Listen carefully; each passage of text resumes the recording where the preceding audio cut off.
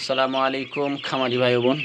যারা আসলে ফার্মি নাই, আসলে টাইগার মুরগির বাচ্চা চাইতেছেন অরিজিনাল, যে ব্রিডিং ভ্যাকসিন কমপ্লিট, তো তারা যোগাযোগ করবেন স্ক্রিনে দেওয়া নাম্বারে। দেখেন এই যে বাচ্চাগুলো আসলে রাখার কোনো ক্যাপাসিটি নাই। উপরে ছাদে কাজ করতেছি, ছাদ ঢালাই হয়ে গেছে আলহামদুলিল্লাহ, দুইটা ঢালাই হয়েছে। তো আসলে মুরগিগুলা কিন্তু পালন করার জন্যই আসলে ছাদে কাজ করতেছি। তো দীর্ঘ সময় ধরে আসলে মুরগির খামার নিয়ে আসি।